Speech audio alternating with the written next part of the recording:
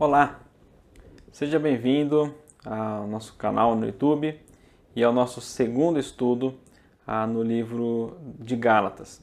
Hoje nós vamos meditar nos 5 primeiros versículos do primeiro capítulo de Gálatas, que diz o seguinte: Paulo, apóstolo enviado não da parte de homens, nem por meio de pessoa alguma, mas por Jesus Cristo e por Deus Pai, que o ressuscitou dos mortos, e todos os irmãos que estão comigo, as igrejas da Galácia. A vocês, graça e paz da parte de nosso Deus e Pai e do Senhor Jesus Cristo, que se entregou a si mesmo por nossos pecados, a fim de nos resgatar desta presente era perversa, segundo a vontade de nosso Deus e Pai, a quem seja a glória para todos sempre. Amém. Eu quero que você imagine que você está ali caminhando na beira da piscina ou em alto mar e você afunda, você cai dentro dessa piscina, só que você não sabe nadar. E você está ali se debatendo, se afogando. De nada adiantaria se eu jogasse para você um manual de natação para te ajudar, que vai te instruir ali como movimentar os braços e as pernas, tal, para te ajudar a te salvar. De nada adiantaria eu ficar berrando para você, gritando instruções onde você deve ir, como você deve fazer para você se salvar. Na verdade, o que você precisa é de uma corda ou uma boia, ou até mesmo de alguém que saiba nadar e pule na água e te salve do afogamento. Nesse trecho de Gálatas, nós vamos aprender que, em primeiro lugar, o Evangelho não é um manual de instruções que te ensina a se salvar, e nem Cristo é um mestre que fica na borda da piscina apenas gritando instruções para você mesmo se salvar. Não, nós vamos ver nesses 5 versículos de Gálatas, capítulo 1, que Cristo é o libertador e Ele dá a sua vida para nos resgatar. Mas antes, vamos falar um pouquinho de quem é o apóstolo Paulo, o autor dessa carta. Paulo é um homem enviado com a autoridade de Deus como um apóstolo de Deus. Logo no primeiro versículo, nós encontramos Paulo declarando: Paulo, apóstolo enviado, não da parte de homens, nem por meio de pessoa alguma, mas por Jesus Cristo e por Deus Pai que o ressuscitou dos mortos.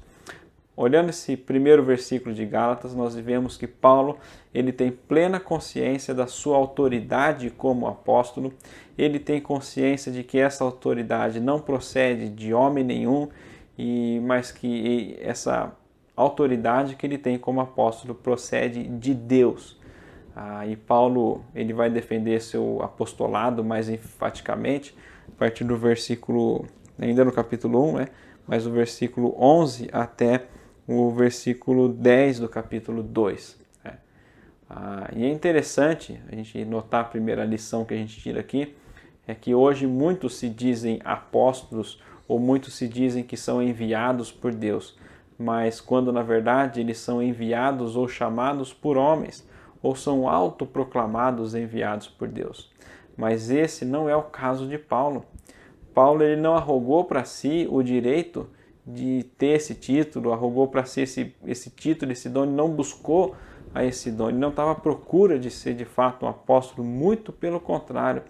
No próprio livro de Gálatas, no capítulo 1, versículo 13, nós encontramos quem era Paulo. Ele diz o seguinte: vocês ouviram qual foi o meu procedimento no judaísmo, como perseguia com violência a igreja de Deus procurando destruí-la. Paulo não estava procurando ser um apóstolo, Paulo estava procurando destruir a igreja de Jesus Cristo quando lá em Damasco, a caminho de Damasco, ele tem um encontro com o Senhor Jesus Cristo ressurreto ali. E mais para frente, aqui em Gálatas, ele vai dizer que quando ele passa 3 anos ali na região da Arábia, ele recebe o evangelho do próprio Senhor Jesus Cristo.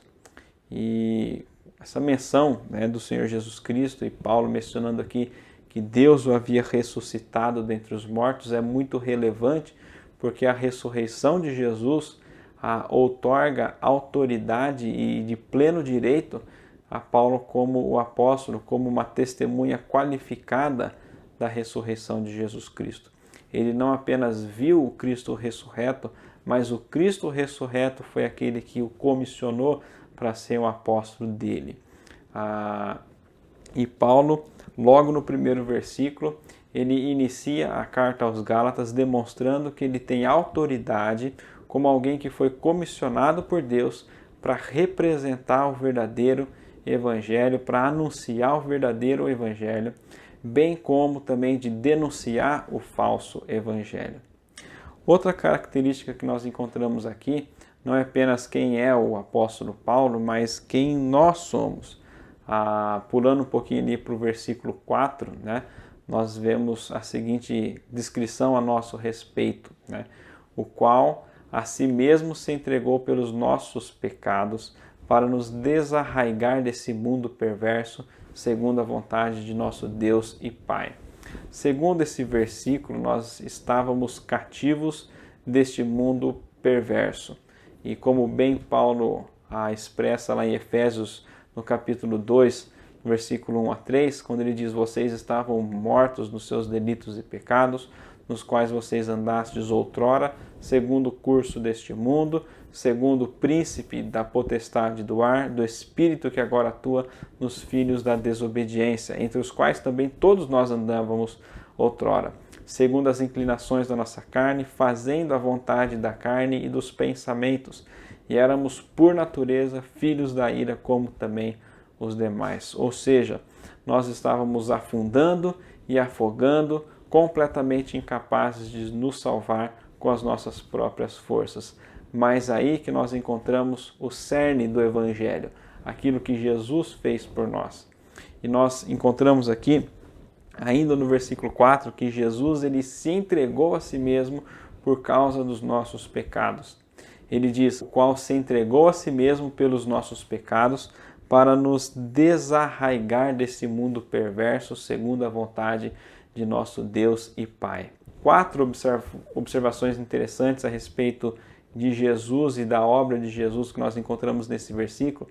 Em primeiro lugar, é que a forma como esse verbo, essa expressão aqui aparece, né, que ele se entregou a si mesmo, demonstra que a morte de Cristo Jesus foi voluntária. Ou seja, Cristo ele se entregou, Cristo ele se deu por nós. A morte de Cristo foi voluntária, isso fica completamente evidente no relato de João, no Evangelho de João, capítulo 19, versículo 30, da crucificação de Jesus. Repare a ordem da expressão. Depois que Jesus ele bebe ali o vinagre, ele diz: está consumado, e ele diz: com isso curvou a cabeça e entregou o Espírito. É interessante observar não apenas a sequência do acontecimento aqui. Jesus primeiro curva a cabeça e depois entrega o Espírito. Normalmente é ao contrário, a pessoa morre e depois ela curva a sua cabeça. Mas não só isso, o texto lá de João, do Evangelho de João, também diz que Jesus entregou o Espírito. Ou seja, ele se deu por nós. Jesus, por ser totalmente Deus, ele tinha o poder, ele é o autor da vida. Ninguém poderia matá-lo, né? Mas ele se deu, ele se entregou por nós. Se entregou a si mesmo, né? Como diz aqui Paulo em Gálatas, no capítulo 1, versículo 4. Mas também uma segunda observação é essa outra expressão, né? Pelos nossos pecados. Cristo se entregou a si mesmo pelos nossos pecados. Essa expressão indica que nós temos um substituto, ou seja, Cristo pagou o preço que éramos incapazes de pagar. Mas não só isso, que nos leva a uma terceira observação, essa expressão pelos nossos pecados também pode indicar que foram os nossos pecados que causaram a morte de Jesus. Apesar dos judeus serem acusados de entregar Jesus aos romanos e os romanos de terem matado Jesus, Jesus ele voluntariamente se deu por causa dos nossos pecados. Em última análise, eu e você, toda a humanidade, nós somos os responsáveis pela morte de Jesus, porque ele se entregou por causa dos nossos pecados. E por último, uma quarta observação da obra de Jesus e do que ele fez por nós, nós encontramos aqui nessa expressão, né? Jesus ele se entregou a si mesmo por nossos pecados a fim de nos desarraigar desse mundo perverso. Essa expressão desarraigar do mundo perverso indica a finalidade, mas também o resultado da morte substitutiva de Cristo Jesus. Ou seja, Jesus ele se deu com o propósito, com a finalidade de nos libertar para si mesmo dessa presente era má, desse mundo perverso na qual nós estamos vivendo. E essa palavra desarraigar, ela significa tirar, remover completamente, é arrancar pela raiz, é livrar a pessoa do perigo e colocá-la num lugar seguro. E é de fato o que Jesus Cristo ele fez por nós, né? Nós encontramos uma expressão muito semelhante, né? Lá em Colossenses, no capítulo 1, no versículo 12, né?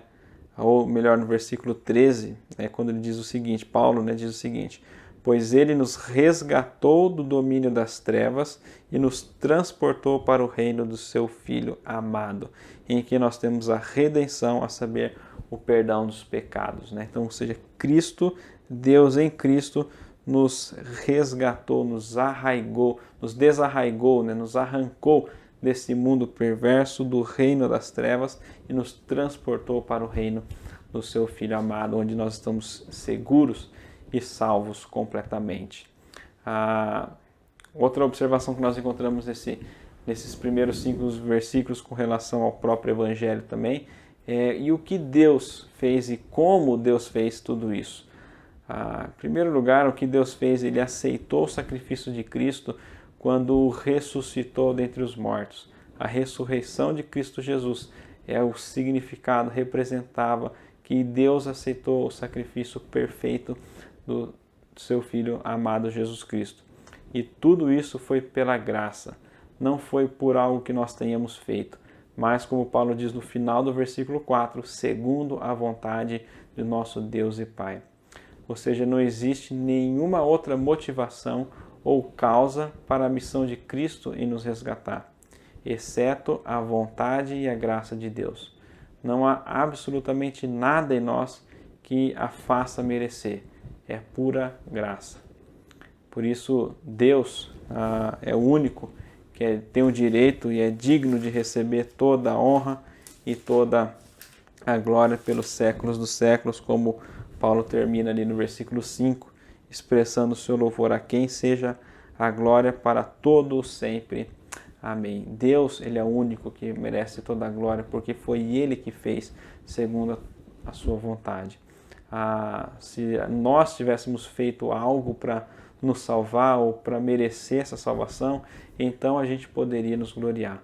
Mas como Paulo expressa lá em Efésios 2:9, nós não fomos salvos pelas obras, para que ninguém se glorie, mas que toda a glória seja dada a Deus Pai e a seu Filho para todo sempre. Imagine que você está se afogando naquela piscina e alguém pula na água e te salva ali. Não faria sentido nenhum você se levantar e você começar a dizer para todo mundo: nossa, você viu como eu me debati? Vocês viram como eu grito bem? Nossa, eu grito muito alto, né? Você viu como eu me agarrei ao salva-vidas? Isso não faria sentido nenhum, porque não há glória para você, porque você não fez absolutamente nada, você era incapaz, estava perdido e se afogando. Foi tudo por causa de Cristo. E Jesus, ele não jogou para você um manual de natação e ele não ficou berrando para você como você poderia se salvar. Jesus simplesmente ele se jogou na água e o resgatou da morte certa. Não foram os ensinamentos de Jesus que te salvou, não que eles não sejam imprescindíveis para a sua vida cristã, são sim, mas não foram eles que te salvaram, foi o próprio Jesus. Foi a vida que ele deu no seu lugar. Ele se entregou a si mesmo por causa dos nossos pecados. Ou seja, Cristo é o libertador que dá a sua vida para nos resgatar. Há duas coisas para a gente poder pensar aqui no final desse estudo. Primeira delas, muitas vezes você já ouviu em alguma igreja, alguma outra pessoa, ensinando que para você ser salvo, você precisa entregar a sua vida para Jesus, ou seja, você é salvo por meio da sua entrega a Cristo. Mas lembre-se, foi Cristo que se entregou por você. Você não é salvo porque você tem que aceitar. A Bíblia, no Novo Testamento, você não encontra essa expressão, você tem que aceitar Jesus, você tem que entregar a sua vida para Jesus. Não. A Bíblia diz no Novo Testamento que Jesus ele se entregou por você. O que a Bíblia nos exorta a fazer é arrependei-vos e crede no Evangelho. Nós encontramos o próprio Senhor Jesus, quando ele começa a pregar, ele começa a dizer, o reino de Deus está próximo, arrependam-se e creiam no Evangelho. Pedro, lá em Atos, no capítulo 2, na sua pregação confrontadora, as pessoas, o seu público ali, começam a se queixar e perguntar para Pedro, e agora, o que nós vamos fazer? Pedro ele não simplesmente diz assim, levante sua mão agora e entregue sua vida para Jesus como seu Salvador. Não, ele diz para aqueles que estavam ouvindo, arrependam-se e creiam para que vocês sejam salvos. Então, você não precisa entregar a sua vida para Jesus. Cristo entregou a sua vida. O que você precisa fazer é se arrepender e crer no Evangelho, é se agarrar a Cristo Jesus, o seu Salvador. Em uma segunda lição, é que muitas outras igrejas também ensinam que para você ser salvo, você é salvo por meio das suas crenças e por meio de um bom comportamento. Mas a verdade é que nós pecamos demais para poder contribuir com a nossa salvação. Nós precisamos de uma libertação completa. E essa é a boa notícia do Evangelho. Mas antes das boas notícias, vem as más notícias. Você está numa posição de tamanha impotência e necessita de uma salvação que não depende de você em absolutamente nada. E a boa notícia é que Deus, em Cristo Jesus, oferece uma salvação que lhe concede muito mais do que qualquer salvação falsa que o seu coração possa buscar. É o que Timothy Keller diz no seu livro Gálatas para você. Essa é a boa notícia do Evangelho. Você é incapaz, você estava se afogando, mas Cristo ele se lança no mar, ele dá a sua vida para te resgatar e te oferecer uma salvação que você nunca sequer imaginou e que o mundo perverso que nós vivemos não pode te dar. Então, é isso que nós aprendemos nesses 5 primeiros versículos de Gálatas. Cristo Jesus é o nosso libertador que dá a sua vida para poder nos salvar, para poder nos resgatar. E que essas verdades do Evangelho de Cristo Jesus possam ser um firme fundamento na sua vida cristã. E se você ainda não se arrependeu dos seus pecados, não creu em Jesus Cristo, o tempo para você fazer isso é agora. Você precisa se arrepender e crer no Evangelho de Jesus Cristo. E crer que Ele já fez tudo por você. E que você não precisa fazer absolutamente nada, a não ser se agarrar ao seu Salvador, Jesus Cristo. E Ele vai te levar, te arrancar desse mundo perverso e te levar para um lugar em segurança, ao lar celestial. Continue nos acompanhando. Em breve nós vamos disponibilizar mais estudos no livro de Gálatas. Eu creio que vai ser uma aventura fantástica para todos nós. Um grande abraço e fiquem todos com Deus.